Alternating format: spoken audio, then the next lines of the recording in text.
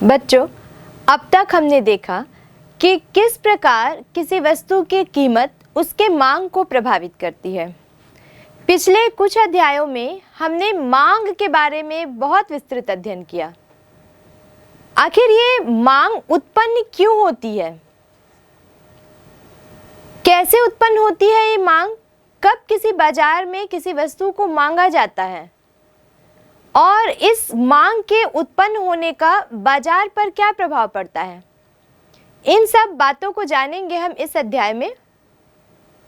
हम अपने दैनिक जीवन में बहुत सारी वस्तुओं का प्रयोग करते हैं, चाहे वे वस्तुएं हमारे भोजन से संबंधित हो, कपड़ों से संबंधित हो या मनोरंजन से संबंधित हो। इन सभी वस्तुओं की जब हम मांग करते हैं तो हमारी पूर्ति यानी कि हमारे इस मांग की पूर्ति हो सके, इसलिए एक वर्ग ऐसा है जो इन वस्तुओं का उत्पादन करता है जिनकी हम मांग करते हैं। अब इन वस्तुओं का जब उत्पादन किया जाता है तो कैसे होता है ये उत्पादन, कौन कौन से तत्व शामिल हैं इसमें, आइए देखते हैं। उत्पादन के लिए भूमि, श्रम, पूंजी, संगठन और साहस, ये 5 ऐसे साधन हैं जो आपस में एक दूसरे के साथ मिलकर किसी वस्तु का उत्पादन करते हैं। इस पूरी प्रक्रिया को और हम विस्तार से आगे देखेंगे।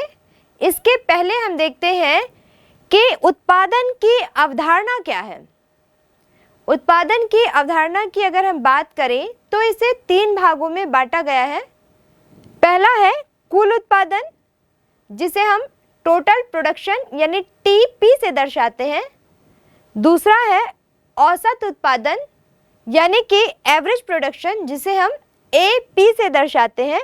और तीसरा है सीमांत उत्पादन यानी मार्जिनल प्रोडक्शन, जिसे हम एमपी से दर्शाते हैं। तो सबसे पहले हम बात करते हैं कि क्या है कुल उत्पादन यानी टोटल प्रोडक्शन। जैसा कि अभी हमने जाना कि जब भी किसी वस्तु का उत्पादन किया जाता है तो उसमें उत्पादन के 5 साधन भूमि, श्रम, पूंजी, संगठन और साहस, ये 5 साधन आपस में मिलकर कार्य करते हैं। तो जब हम इन 5 साधनों पर व्यय करते हैं, इन 5 साधनों को जब हम यूज करते हैं और उसके बाद फाइनली हमको जो प्रोडक्शन मिलता है, जो पूरा उत्पादन हमको मिलता है, वही कुल उत्पादन यानी कि टोटल प्रोडक्शन कहलाता है। अगर हम अर्थशास्त्र के अंतर्गत फॉर्मूले की सहायता से इसके कैलकुलेशन करना चाहें तो हम इसमें कैलकुलेशन के लिए फॉर्मूला अप्लाई करेंगे। TP equal to summation MP into N. यहाँ पर टीपी यानी कि टोटल प्रोडक्शन, समेशन एमपी यानी कि सीमांत उत्पादों का योग और एन मतलब है साधनों की इकाई। तो ये थी टोटल प्रोडक्शन की बात। अगर हम औसत उत्पादन की कैलकुलेशन करना चाहें तो औसत उत्पादन के लिए हम सूत्र का प्रयोग करेंगे AP equal to TP upon N। जैसा कि हमने पहले भी बताया कि AP मतलब एवरेज प्रोडक्शन, औसत उत्पादन, TP मतलब टोटल प्रोडक्शन, कुल उत्पादन, और N मतलब साधनों की इकाई। अगर बात हम सीमांत उत्पादकता की करें, मार्जिनल प्रोडक्शन की करें, तो मार्जिनल प्रोडक्शन की कैलकुलेशन के लिए हम यहाँ पर फॉर्मूला अप्लाई करेंगे MP equal to delta TP upon delta L। यहाँ MP हम जानते हैं सीमांत उत्पादकता यानी कि मार्जिनल प्रोडक्शन है, डेल्टा TP कुल उत्पादों में परिवर्तन है और डेल्टा L श्रम की इकाई में किया गया परिवर्तन है। फाइनली हम इसको MPN equal to TPN minus TPN minus 1 से कैलकुलेट करेंगे। सीमांत उत्पादकता के बारे में एक बात यह जान लेना भी जरूरी है कि वास्तव में इसको हम उन दशाओं में कैलकुलेट करते हैं जबकि हम उत्पादन के अन्य साधनों को स्थिर रखकर किसी एक साधन में परिवर्तन करते हैं और फिर हम वहां पे आकलन करते हैं कि किसी एक साधन में परिवर्तन करने पर अब उत्पादन में किस तरह से परिवर्तन आ रहा है, यानी कि उत्पादन किस तरह से घट रहा है या बढ़ रहा है। इन सभी सूत्रों का हम एक टेबल और ग्राफ के आधार पर प्रयोग करके और अच्छे से हम इसको समझने का प्रयास करते हैं। इस तालिका में उत्पादन की विभिन्न अवधारणाओं को हम देख रहे हैं। पहले कॉलम में हम देखते हैं कि भूमि जो कि स्थिर साधन है उसमें किसी प्रकार का कोई परिवर्तन नहीं किया गया है। दूसरे कॉलम में श्रम को हम देखते हैं कि श्रम के साधनों की इकाइयों में उत्तरोत्तर वृद्धि की जा रही है। पहले हम श्रम की एक भी इकाई का प्रयोग नहीं करते थे, यानी कि शून्य थी। फिर एक इकाई का प्रयोग किया हमने, फिर बढ़ा के 2 किया, फिर 3 और फिर 4। इस तरह से हम श्रम को बढ़ाते गए। जिस तरह से श्रम को हम बढ़ाते जा रहे हैं वैसे ही कुल उत्पादन, औसत उत्पादन और सीमांत उत्पादन में भी परिवर्तन देखने को मिल रहा है। जैसे कि इस तालिका में हम देखते हैं कि जब श्रम की किसी भी इकाई का प्रयोग हम नहीं कर रहे थे तो कुल उत्पादन, औसत उत्पादन और सीमांत उत्पादन तीनों ही शून्य थे। लेकिन जब हमने श्रम की पहली इकाई का प्रयोग किया तो कुल उत्पादन 20, औसत उत्पादन 20 और सीमांत उत्पादन 20 हमको प्राप्त हुआ। श्रम की दूसरी इकाई का प्रयोग करने पर कुल उत्पादन 20 से बढ़कर 50 हो गया, औसत उत्पादन 20 से बढ़कर 25 हो गया और सीमांत उत्पादन 30 रह गया। तीसरी इकाई का जब हमने प्रयोग किया तो कुल उत्पादन 50 से 90 हो गया। चौथी इकाई का जब हमने बढ़ाया, श्रम की चौथी इकाई को बढ़ाया तो जो कुल उत्पादन था वो 90 से 120 हो गया। चौथी इकाई से जब हमने इसे पांचवी इकाई मिलाया, यानी कि एक इकाई की और वृद्धि कर दी, तो कुल उत्पादन 120 से 140 हो गया। छठवीं इकाई का प्रयोग जब हमने किया 6 इकाई का, तो कुल उत्पादन 140 से 150 हो गया। सातवीं इकाई का जब हमने प्रयोग किया तो अभी भी कुल उत्पादन जो कि छठवीं इकाई के प्रयोग पर 150 था, अभी भी 150 ही है, यानी कि यहाँ पर जो कुल उत्पादन था वो स्थिर हो गया। उसके बाद भी हमने परिवर्तनशील साधनों की इकाइयों में वृद्धि की, यानी कि 7 से हमने उसे 8 कर दिया। तो आप यहाँ पे देख रहे हैं कि कुल उत्पादकता थी वो 150 से घटकर 120 हो गई। यहाँ पर हमको जो परिवर्तन है वो रोक देना चाहिए था, लेकिन फिर भी हमने नहीं रोका। 8वीं इकाई के बाद हमने 9वीं इकाई का भी प्रयोग किया, एक और वृद्धि कर दी हमने साधनों में, तो उत्पादन फिर से हमको घटा हुआ, यानी कि 140 से 120 हमको प्राप्त हुआ। अब इस पूरे कुल उत्पादन के आधार पर जब हम औसत उत्पादन निकालते हैं, हमने अपने फॉर्मूले में देखा था कि औसत उत्पादन निकालने के लिए हम कुल उत्पादन को इकाइयों की संख्या से भाग देते हैं। जैसे कि 20 को हम 1 से भाग देते हैं तो औसत उत्पादन 20 आता है। 50 को हम दूसरे यानी कि 2 इकाइयों के प्रयोग से भाग देते हैं तो 25। जब 90 कुल उत्पाद है तो वहां पर हमने श्रम की परिवर्तनशील इकाई 3 ली। जब 90 को हम 3 से भाग देंगे तो 30। इसी प्रकार हम देखते हैं कि औसत उत्पादन प्रत्येक इकाई में उत्तरोत्तर वृद्धि पर 30 के बाद पुनः 30, फिर 28, 25, 21.43, 17.5 और 13.33 प्राप्त होता है। औसत उत्पादन की अगर हम बात करें तो हम देखते हैं कि औसत उत्पादन जैसे जैसे श्रम की परिवर्तनशील इकाइयों में वृद्धि की जा रही है वैसे वैसे पहले तो वो अच्छी दर से बढ़ता है, लेकिन धीरे धीरे आप यहाँ पर देख रहे हैं कि जब 5वीं इकाई का प्रयोग किया गया तो घटने लगा और उसके बाद फिर वो उत्तरोत्तर घटता गया। उसी प्रकार सीमांत उत्पादकता की अगर हम बात करें तो सीमांत उत्पादकता, चूंकि हमने पहले भी देखा कि किसी उत्पादन में प्रयोग की जा रही वस्तु की अंतिम इकाई से जो उत्पादकता प्राप्त होती है वो सीमांत उत्पादकता है। यानी कि यहाँ पर इस टेबल में सीमांत उत्पादकता निकालने के लिए हम कुल उत्पाद की जो इकाइयां हैं उनको हम नीचे से ऊपर माइनस करते जाएंगे। पहले जो इकाई हमको प्राप्त हुई थी कुल उत्पादकता की 20 हुई थी और उसके बाद वो 50 हो गई, यानी कि कितनी वृद्धि हुई यहाँ पर 30। तो ये जो 30 है वो सीमांत उत्पादकता है। उसी प्रकार 50 के बाद वो 90 हो गई, तो 50 माइनस 90, यहाँ पर ये सीमांत उत्पादकता 40 हो गई। और ये उत्तरोत्तर जैसे जैसे बढ़ते जाएगी हम उनको माइनस करके सीमांत उत्पादकता निकालते जाएंगे। तो सीमांत उत्पादकता वाले अगर कॉलम को हम देखते हैं तो हम देख रहे हैं कि पहली, दूसरी, तीसरी इकाई के प्रयोग तक ये बढ़ती गई, लेकिन चौथी, पांचवी और छठवीं इकाई के प्रयोग पर ये घटती गई। एक समय ऐसा आया जब सातवीं इकाई का प्रयोग किया गया तो कुल उत्पादन स्थिर हो गया, यानी कि छठवीं में भी 150 था, सातवीं में भी 150 हो गया। यहां पर जो सीमांत उत्पादकता हुई वो शून्य हो गई। यानी सीमांत उत्पादकता अगर शून्य हो गई तो यहाँ पर अतिरिक्त इकाइयों का प्रयोग नहीं करना था, फिर भी किया गया। तो आप यहाँ पर देख रहे हैं कि सीमांत उत्पादकता घट गई, यानी कि 10 हो गई, और उसके बाद भी क्योंकि इकाइयों में परिवर्तन नहीं रोका गया इसलिए ऋणात्मक उत्पादकता यानी कि -20 प्राप्त हुआ। अब इस पूरे टेबल को अगर हम एक ग्राफ के द्वारा समझें तो हम देखते हैं कि इस रेखा चित्र में हम ओ एक्स अक्ष पर श्रम की इकाइयों को लिखेंगे और ओ वाई अक्ष पर हम उत्पादन को दर्शाएंगे। टेबल के अकॉर्डिंग हम देखते हैं कि अगर हम कुल उत्पाद के लिए एक वक्र का निर्माण करें तो जब श्रम की परिवर्तनशील इकाई शून्य थी तब तो हमने देखा कि कुल उत्पाद भी शून्य मिला।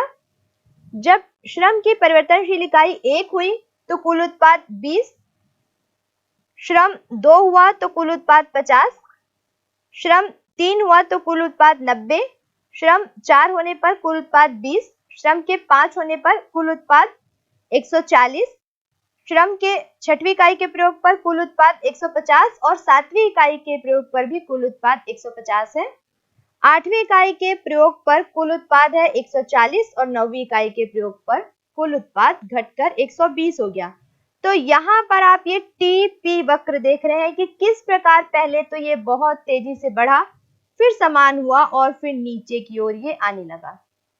ठीक इसी तरह अगर हम औसत उत्पाद के लिए एक वक्र का निर्माण करें तो हम देखते हैं कि जब हमने श्रम के लिए शून्य इकाई, एक भी इकाई का प्रयोग नहीं करते थे तब तो औसत उत्पाद शून्य था, लेकिन जब हमने पहली इकाई का प्रयोग किया तो औसत उत्पाद 20, दूसरी इकाई के प्रयोग पर 25, तीसरी इकाई के प्रयोग पर 30, चौथी इकाई के प्रयोग पर भी 30 ही मिला और पांचवी इकाई के प्रयोग पर घटकर 28, छठवीं इकाई के प्रयोग पर घटकर 25, सातवीं इकाई के प्रयोग पर घटकर 21.43, आठवीं इकाई के प्रयोग पर घटकर 17.5 और नौवीं इकाई के प्रयोग पर 13.33। यानी कि इसके आधार पर हमने जो एक एपी वक्र का निर्माण किया, इसको भी हमने देखा कि किस प्रकार पहले तो ये बहुत तेजी से बढ़ा, फिर बहुत धीरे धीरे घटा और फिर ये नीचे आ गया, यानी कि इसमें उत्तरोत्तर कमी होने लगी। ठीक इसी तरह हम तीसरे वक्र का निर्माण करेंगे, यानी सीमांत उत्पादकता के हम वक्र का निर्माण करेंगे। यहाँ पर हम देखते हैं कि पहली इकाई के श्रम की जो परिवर्तनशील इकाई है उसमें पहली इकाई के प्रयोग पर सीमांत उत्पादकता 20, दूसरी इकाई के प्रयोग पर 30, तीसरी इकाई के प्रयोग पर 40, चौथी इकाई के प्रयोग पर 30, पांचवी इकाई के प्रयोग पर 20, छठवीं इकाई के प्रयोग पर 10, सातवीं इकाई के प्रयोग पर 0, आठवीं इकाई के प्रयोग पर 10 और नौवीं इकाई के प्रयोग पर आप देख रहे हैं कि घटती हुई दर में यानी कि -20 प्राप्त हो रही है। इस प्रकार जब हमने परिवर्तनशील साधनों की इकाइयों में वृद्धि की तो पहले तो ये ग्राफ एमपी ग्राफ से जिसे हम प्रदर्शित कर रहे हैं यानी मार्जिनल प्रोडक्शन का ये ग्राफ बहुत ही तेजी से बढ़ा, फिर थोड़ा सा सामान्य हुआ, धीरे धीरे बढ़ा और फिर ये ऋणात्मक अवस्था में आ गया। कुल मिलाकर इस पूरे ग्राफ से हमने देखा कि जब हम श्रम की इकाइयों में वृद्धि करने लगे तो प्रारंभ में तो औसत उत्पादन हुआ और सीमांत उत्पादकता दोनों बढ़ी, लेकिन अपने अधिकतम बिंदु पर पहुंचकर दोनों ने घटना प्रारंभ कर दिया। मतलब कि औसत उत्पाद और सीमांत उत्पाद वक्रों की आकृति हमने देखी कि उल्टे अंग्रेजी के यू जैसे दिखाई दे रहे हैं ये, यानी कि ये बता रहे हैं कि सीमांत उत्पादन घटते घटते शून्य हो जाता है। उसके बाद भी अगर हम अतिरिक्त इकाइयों का प्रयोग करते हैं तो हम यहाँ पे देख रहे हैं कि ऋणात्मक भी हो जाता है, जैसे कि सीमांत उत्पादन वक्र को एक्स अक्ष काटता हुआ नीचे आ रहा है। लेकिन यहाँ पर औसत उत्पादन घटता तो है, लेकिन औसत उत्पादन के बारे में हम यहाँ पे देख रहे हैं कि वो शून्य नहीं हो रहा है, घट जरूर रहा है लेकिन शून्य या ऋणात्मक नहीं होता। यानी कि हम ये कह सकते हैं कि औसत उत्पाद वक्र एक्स अक्ष के ऊपर ही रहता है, उसके नीचे यानी कि ऋणात्मक नहीं हो सकता।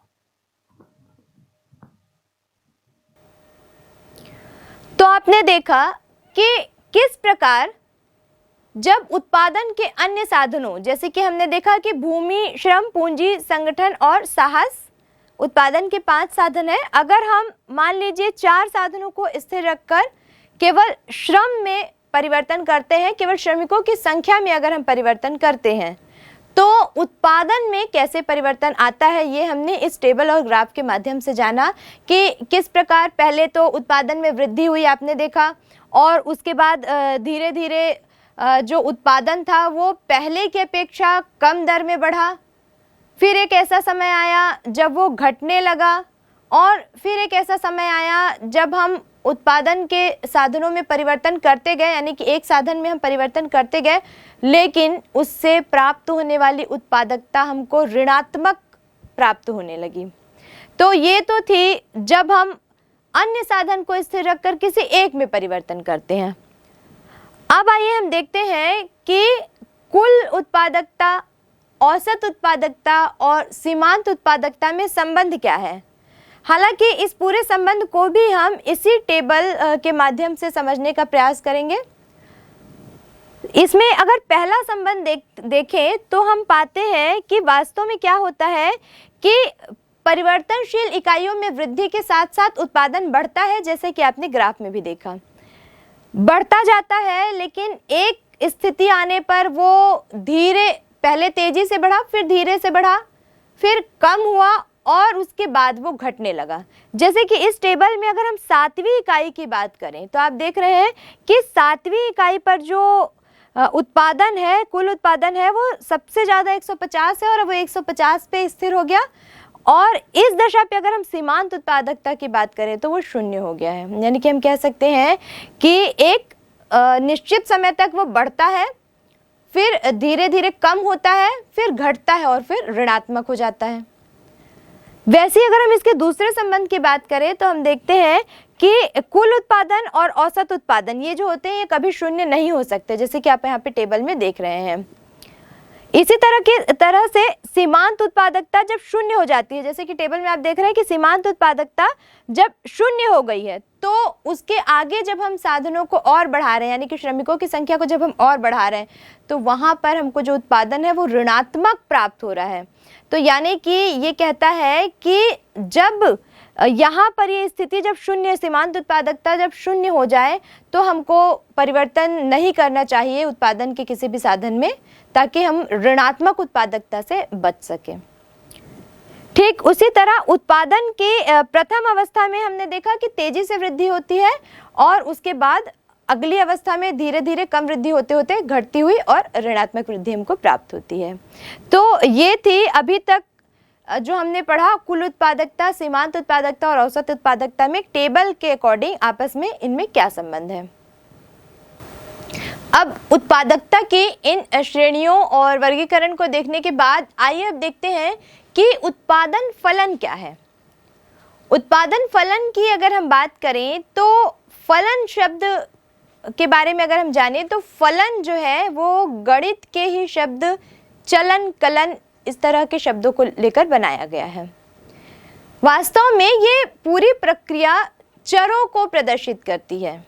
अगर हम अर्थशास्त्र की बात करें तो अर्थशास्त्र में 2 प्रकार के चर हम देखते हैं, स्वतंत्र चर और आश्रित चर। स्वतंत्र चरों की हम बात करें तो वे चर होते हैं जो अपने आप में स्वतंत्र होते हैं, उनका अपना स्वतंत्र अस्तित्व होता है। लेकिन आश्रित चरों की हम बात करें तो वे किसी अन्य चरों पर आश्रित होते हैं। फिलहाल हमको ये जान लेना जरूरी है कि वास्तव में उत्पादन फलन क्या है, उत्पादन की पूरी प्रक्रिया में इसका क्या महत्व है। आइए देखते हैं उत्पादन फलन। उत्पादन फलन क्या होता है कि हमारे पास जो उत्पत्ति के साधन उपलब्ध हैं, कुल साधन, जैसे कि हमने बात की कि उत्पादन के 5 साधन होते हैं, भूमि, श्रम, पूंजी, संगठन और साहस। इन 5 साधनों की उपलब्धता हमारे पास जितनी है पूरी की पूरी अगर हम लगा दें तो फाइनली हमको जो आउटपुट मिला या फाइनली हमको जो उत्पादन मिला वही उत्पादन फलन कहलाता है। अब इस पूरी प्रक्रिया को हम सैमुअल्सन की एक परिभाषा से और अधिक अच्छे से समझेंगे। आइए देखते हैं सैमुअल्सन की परिभाषा। सैमुअल्सन के शब्दों में उत्पादन फलन वह तकनीकी संबंध है जो यह बताता है कि साधनों के प्रत्येक समूह विशेष द्वारा कितना उत्पादन किया जा सकता है। यह संबंध किसी दिए हुए तकनीकी ज्ञान के स्तर के लिए ही व्यक्त किया जाता है। वॉटसन के अनुसार किसी फर्म के भौतिक साधनों तथा उत्पाद की भौतिक मात्रा के संबंध को उत्पादन फलन कहते हैं। सैमुअल्सन के इस परिभाषा में हमने देखा कि किस प्रकार उन्होंने कहा है कि तकनीक माना जाए, यानी कि इस पूरी प्रक्रिया को एक तकनीक के द्वारा अध्ययन किया जाए, कुछ ऐसी तकनीकों का प्रयोग किया जाए जिससे ये पता चल पाए कि उत्पादन के साधन हमने जो लगाए उससे कुल उत्पादन कितना प्राप्त हो सकता है या प्राप्त किया गया। वैसे ही जब हमने वॉटसन की परिभाषा देखी तो वॉटसन ने कहा कि भौतिक साधन और जो भौतिक उत्पादन, यानी कि कौन कौन से हम भौतिक साधन अपने उत्पादन की प्रक्रिया में लगाते हैं और कितना भौतिक उत्पादन उन प्रक्रियाओं के काम करने के बाद कितना भौतिक उत्पादन किस मात्रा में हमको प्राप्त होता है। तो कुल मिलाकर उत्पादन फलन के अर्थ और सैमुअल्सन और वॉटसन की परिभाषा को अगर हम देखें तो यही अर्थ निकलता है कि पूरी उत्पादन की प्रक्रिया में जितने भी भौतिक साधन हमने लगाए उन साधनों के प्रयोग द्वारा वास्तव में हमने क्या आउटपुट यानी कि क्या उत्पादन प्राप्त किया, उत्पादन फलन की संपूर्ण प्रक्रिया में इसका अध्ययन हमें करना है। अब अगर हम बात करें कि इस उत्पादन फलन की मान्यता क्या है, यानी कि किन मान्यताओं पर आधारित है, तो हम देखते हैं कि सबसे पहले हमने इस पे बात की तकनीकी ज्ञान की।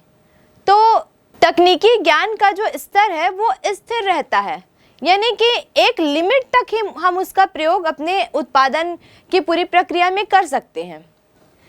दूसरी बात अगर हम करें तो प्रत्येक उत्पादक जो रहता है वो स्वयं प्रयास करता है, क्योंकि उसको भी लाभ चाहिए, तो वो स्वयं प्रयास करता है कि मैं अपनी पूरी उत्पादन प्रक्रिया के दौरान कुशलतम तकनीक मतलब बेस्ट सबसे अच्छी तकनीक का मैं प्रयोग करूं।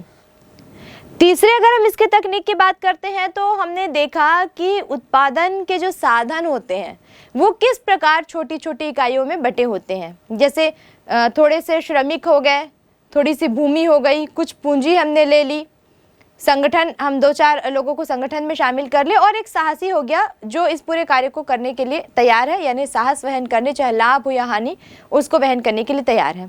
तो इन सभी छोटी छोटी इकाइयों को मिलाने के बाद ही हम उत्पादन का कार्य शुरू कर सकते हैं।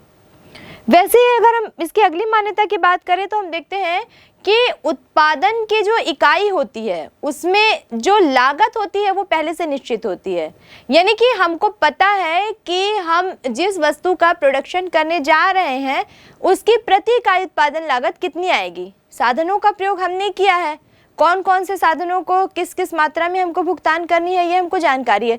तो कुल मिलाकर उत्पादन इकाई के लिए लागत व्यय भी पहले से ही दिया रहता है। ये इसकी मान्यताओं की बात थी। अब अगर हम इसके प्रकार की बात करें, यानी कि उत्पादन फलन के प्रकार, तो हम देखते हैं कि उत्पादन फलन जो होता है वो 2 प्रकार का होता है। पहला जो है वो स्थिर अनुपात वाला उत्पादन फलन और दूसरा जो है वो परिवर्तनशील अनुपातों वाला उत्पादन फलन। अब जैसे कि नाम से ही स्पष्ट है कि स्थिर अनुपात वाला उत्पादन फलन जिसे हम कहते हैं अल्पकालीन उत्पादन फलन। अब क्योंकि अल्पकालीन है, नाम से स्पष्ट है, अल्पकाल के लिए होता है। अब अगर अल्पकाल के लिए है तो एक बात ये भी निश्चित है कि अल्पकाल यानी थोड़े से समय में उत्पादन के सभी साधनों में परिवर्तन कर पाना संभव नहीं हो पाता है। यानी कि ये जो प्रकार है ये कहता है कि सभी साधनों में परिवर्तन तो नहीं किया जा सकता इतने कम समय में, इतने अल्पकाल में, तो अन्य साधनों को स्थिर रख दिया जाए और किसी एक साधन में परिवर्तन करके देखा जाए, जैसा कि अभी तक हम इस अध्याय में पढ़ते आ रहे हैं कि अन्य साधनों को हम स्थिर रख दें और किसी एक साधन को हम परिवर्तित कर दें। एक उदाहरण से हम इसको इस तरह से समझ सकते हैं कि उत्पादन के पांचों साधनों में से हमने भूमि में कोई परिवर्तन नहीं किया। जितने स्क्वायर फीट भूमि का हम प्रयोग अभी तक कर रहे थे उतना ही करते हैं। पूंजी हमारे पास जितनी थी उतनी ही लगा रहे हैं, किसी प्रकार का कोई परिवर्तन नहीं कर रहे हैं। संगठन यानी कि संगठनकर्ताओं की संख्या में हमने कोई हेरफेर नहीं किया। साहसी जो पहले था अभी भी है, लेकिन श्रमिकों की संख्या में हमने यहाँ पे वृद्धि कर ली। मान लीजिए कि पहले 50 श्रमिक कार्य करते थे, अब हमने उनकी संख्याओं को बढ़ाकर 55 कर दिया। यानी कि हमने अन्य साधनों को तो स्थिर रखा, केवल श्रमिकों की संख्या में वृद्धि की। यहाँ हम कह सकते हैं कि अन्य साधनों को स्थिर रखकर उत्पादन के किसी एक साधन में हमने परिवर्तन किया। अब हमको देखना है कि इस परिवर्तन के अकॉर्डिंग उत्पादन में क्या चेंज आता है, कितनी वृद्धि होती है। तो ये जो पूरी प्रक्रिया है, क्योंकि अल्पकाल में हो सकती है, इतना समय तो हमारे पास नहीं है कि हम सभी साधनों में परिवर्तन करें। तो इस तरह से जब हम उत्पादन के साधनों में परिवर्तन करते हैं तो ये परिवर्तन कहलाता है स्थिर अनुपात वाला उत्पादन फलन। दूसरी अगर हम बात करें परिवर्तनशील अनुपात वाला उत्पादन फलन, या इसे हम दीर्घकालीन उत्पादन फलन भी कहते हैं। अब जैसे कि नाम से स्पष्ट है, दीर्घकालीन यानी इतना पर्याप्त समय रहता है उत्पादक के पास कि उत्पादन के कई साधनों में वो परिवर्तन कर सकता है, या फिर कहा जाए तो सभी साधनों में परिवर्तन कर सकता है। उत्पादन के पांचों साधन को वो अनुपातिक रूप से परिवर्तित कर सकता है। भूमि का क्षेत्र बढ़ा सकता है, पूंजी बढ़ा सकता है, श्रमिकों की संख्या में वृद्धि कर सकता है, चाहे तो संगठनकर्ताओं की संख्या में वृद्धि कर सकता है। इस तरह से जब वो सभी को अनुपातिक रूप से बढ़ा देता है, अब सभी को बढ़ाना है तो जाहिर सी बात है समय ज़्यादा लगेगा, इतना समय उसको पर्याप्त मात्रा में चाहिए। और अब क्योंकि ये दीर्घकालीन उत्पादन फलन है तो पर्याप्त समय तो रहता ही है परिवर्तन के लिए। तो जब इस तरह से परिवर्तन करके देखा जाए कि उत्पादन में क्या प्रभाव पड़ा, तो वो दीर्घकालीन उत्पादन फलन कहलाता है। एक ये बात भी है कि जब इतना व्यापक परिवर्तन किया जाता है तो पूरी की पूरी उत्पादन प्रक्रिया में यानी कि कहा जाए तो पैमाना ही बदलना पड़ जाता है। शायद यही कारण है कि इसको हम पैमाने का प्रतिफल भी कहते हैं। पूरा का पूरा पैमाना, सारे जो साधन थे सभी को अनुपातिक रूप से बदलना, यानी कि पैमाने में परिवर्तन भी इसे कहा जा सकता है। ये बात रही इनके प्रकार की, लेकिन दोनों में फिर भी कुछ अंतर आते हैं। अगर हम अल्पकालीन परिवर्तन की बात करें या अल्पकालीन उत्पादन फलन की बात करें या दीर्घकालीन उत्पादन फलन की, अपने आप में दोनों में काफ़ी विभिन्नताएं हैं। कौन कौन से अंतर हैं इनमें? जैसे कि पहला अंतर तो नाम से स्पष्ट है कि अल्पकाल यानी कि ये जो परिवर्तन होता है ये इसमें परिवर्तन करने के लिए उत्पादक के पास बहुत थोड़ा सा समय होता है। लेकिन अगर हम दीर्घकाल वाले उत्पादन फलन की बात करें तो जो उत्पादक है उसके पास पर्याप्त समय रहता है। अल्पकाल वाले उत्पादन फलन में हम देखते हैं कि समय कम है, इसलिए केवल कुछ साधनों में ही परिवर्तन संभव है। लेकिन दीर्घकाल में समय पर्याप्त रहता है, यानी कि सभी साधनों को यानी कि पूरा का पूरा पैमाना बदला जा सकता है। तीसरे अगर हम अंतर की बात करें तो हम देखते हैं कि अल्पकाल वाला जो होता है वो दो भागों में बटा होता है, स्थिर और परिवर्तनशील। यानी स्थिर में परिवर्तन करें या परिवर्तनशील साधनों में परिवर्तन करें। लेकिन दीर्घकाल में ये अंतर समाप्त हो जाता है, क्योंकि दीर्घकाल में तो पूरा पैमाना ही बदलना है, तो अंतर वाली कोई बात ही नहीं रह जाती है। चौथे अगर हम इसके बात करें तो यहाँ पे हम देखते हैं कि अल्पकाल में ज़्यादातर अभी तक हमने मांग के बारे में जो पढ़ा उसके अकॉर्डिंग हम कह सकते हैं कि अल्पकालीन जो स्थितियाँ हैं उसमें मांग का प्रभाव ज़्यादा रहता है। जल्दी जल्दी मांग के अकॉर्डिंग कीमत जो है वो चेंज होती है। लेकिन अगर हम दीर्घकाल की बात करें तो इतना समय रहता है कि किसी वस्तु की पूर्ति को, उसकी सप्लाई को मांग के अकॉर्डिंग लाकर रखा जा सके। समय ज़्यादा रहता है, जाहिर सी बात है। तो हम ये कह सकते हैं कि अल्पकाल में जो है मांग प्रभावी रहती है कीमत निर्धारण के लिए, और दीर्घकाल में जो है वो पूर्ति प्रभावी रहती है कीमत निर्धारण के लिए।